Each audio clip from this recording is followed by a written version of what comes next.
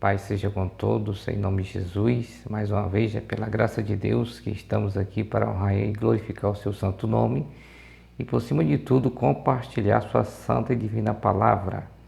Você que pela primeira vez está acessando o canal, a página, a última mensagem de misericórdia, seja bem-vindo em nome de Jesus. É um prazer tê-lo conosco, né?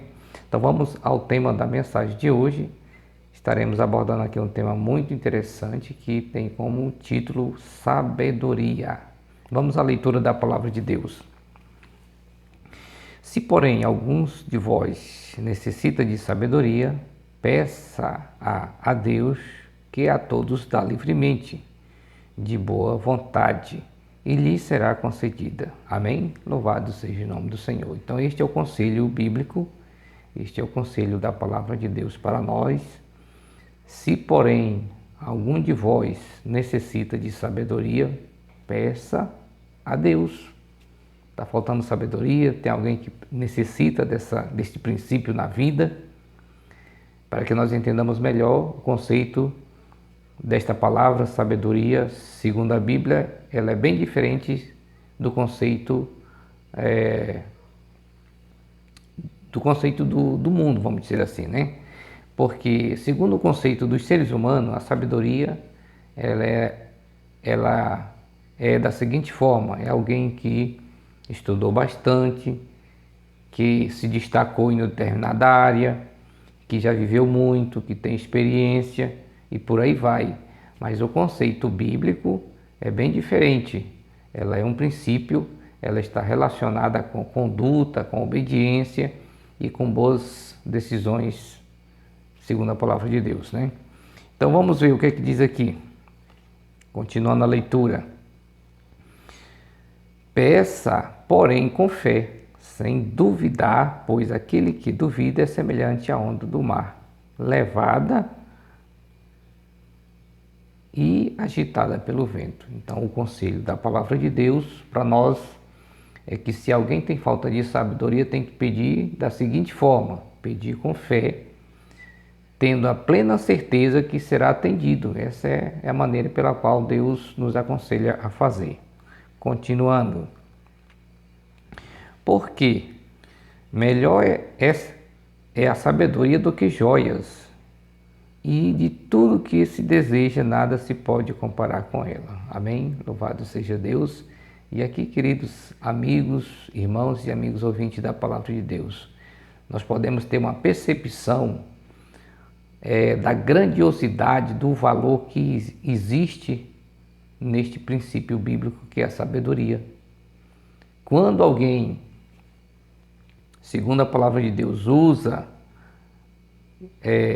o conceito da palavra de Deus, a sabedoria segundo a Bíblia, a sabedoria celestial, fala, vive e anda segundo o conselho da palavra de Deus, tal pessoa, ela será terá bom êxito em sua vida, melhor falando, né? Vamos continuar na leitura da palavra de Deus, e nós não poderíamos deixar jamais de citar alguém que, embora sendo descendente e herdeiro do trono do povo de Israel, viu a grande necessidade de ter a sabedoria no seu tempo. Salomão, diz a palavra de Deus da seguinte forma: Salomão amava ao Senhor, andando nos preceitos de Davi seu pai, porém sacrificava ainda nos altos e queimava incenso. Em Gibeão apareceu o Senhor a Salomão, de noite, em sonhos. Disse-lhe Deus: pede o que queres que eu te dê.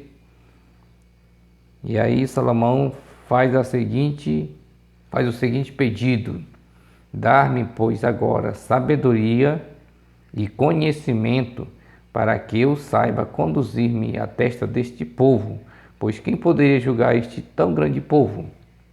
Veja só o quanto foi o pedido de Salomão. Deus se dispôs a dar qualquer coisa que ele pedisse. E Salomão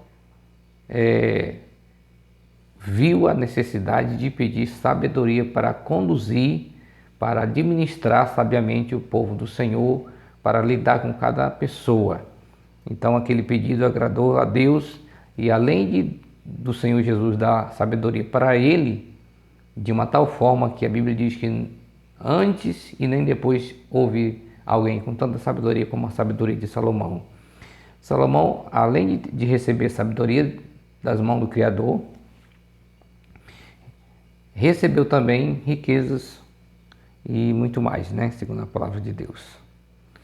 Veja só o que diz o provérbio aqui no capítulo 9, versículo 10. O temor do Senhor é o princípio da sabedoria, e o conhecimento do santo é a prudência. Amém? Deus seja louvado. Então aqui o conceito bíblico relativo à sabedoria, o temor do Senhor é o princípio da sabedoria.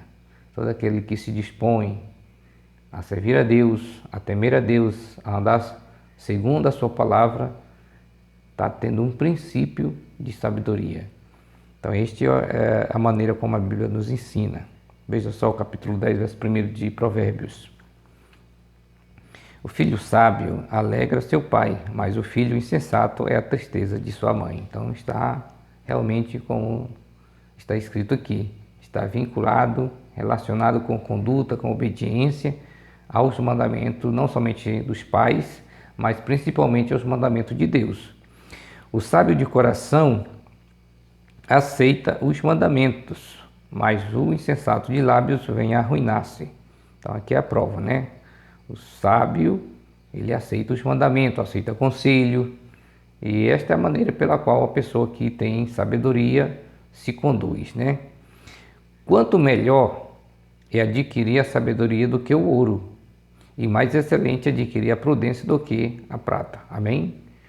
Então, não que o ouro e a prata ou qualquer outro tipo de minério não tenha valor, mas é que nada, conforme aqui está escrito na palavra de Deus, pode se igualar à sabedoria. Porque se alguém tem recursos, seja qual for, se não tiver sabedoria, tais pessoas jogarão tudo no lixo. Acabarão com tudo desperdiçando de uma forma porque não teve ou não tem sabedoria, né? Com a sabedoria pode alguém ser pobre e pode conseguir riqueza e etc, etc, porque tem a sabedoria. Diz mais aqui a palavra de Deus. Ninguém se engane,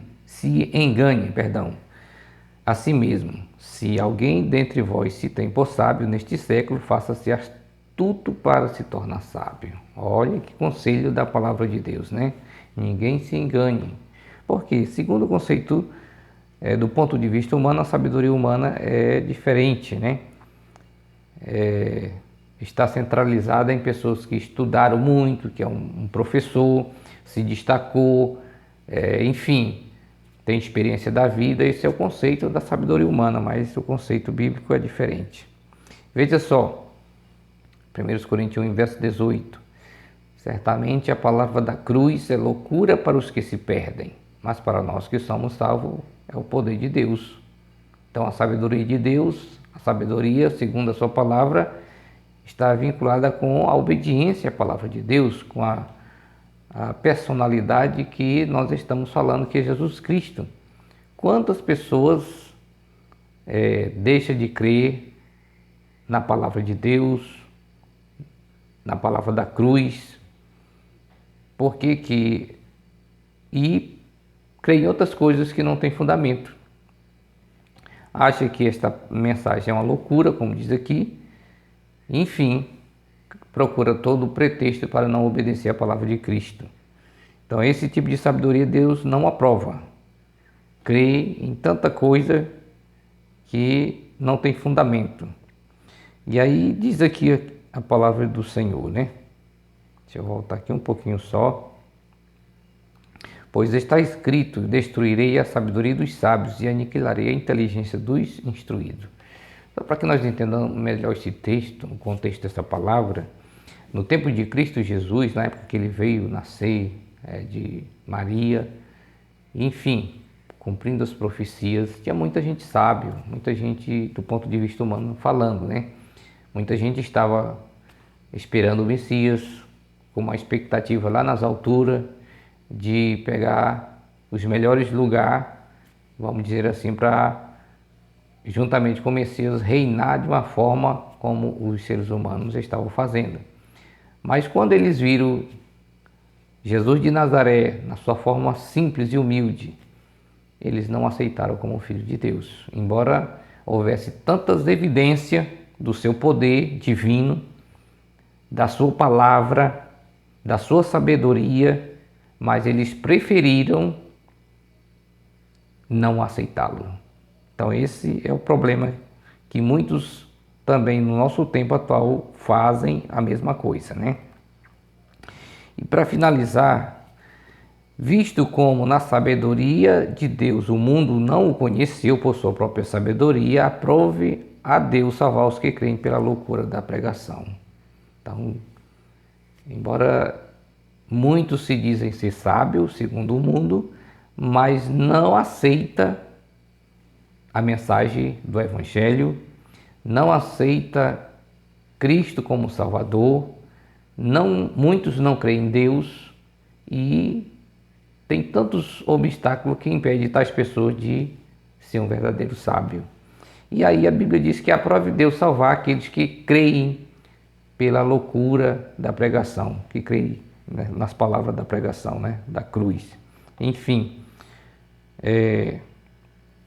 porque tanto os judeus pedem sinais como o grego busca sabedoria, mas nós pregamos a Cristo crucificado, escândalo para os judeus, loucura para os gentios.